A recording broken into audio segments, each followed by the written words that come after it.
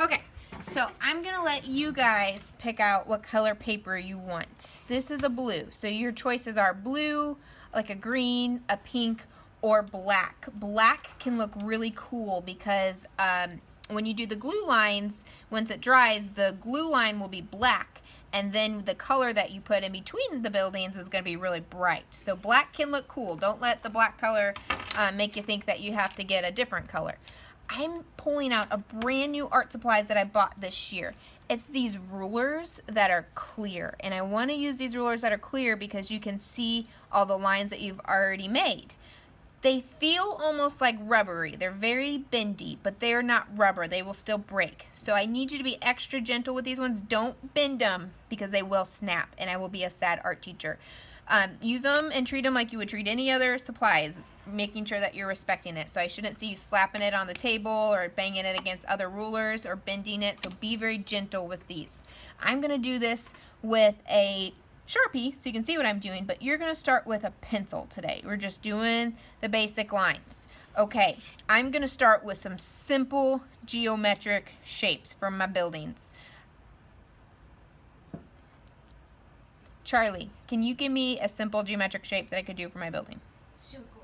Circle. I could do some circles. You know what? I'm going to start with like a building shape, and then I'll put some circles in it. Square. Square. I could do a square for maybe a building down here, and I could build on top of that building. So I'm going to put a nice triangle on top of that. If you don't like using a ruler and you kind of want to freehand it, totally up to you. You can do that.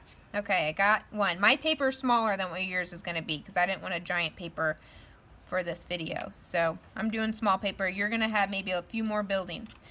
Brody, can you give me another geometric shape?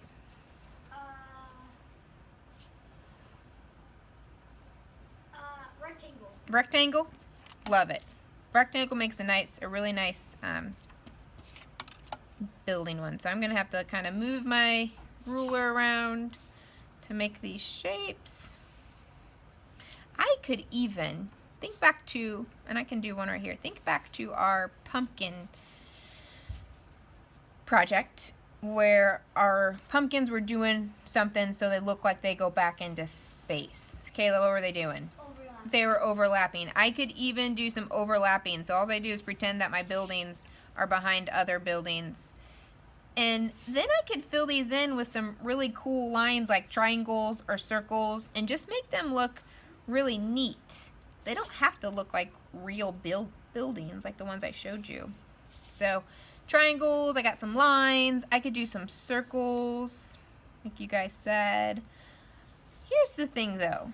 You don't want your lines to be really tiny. They need to be kind of big and your shapes to be kind of big.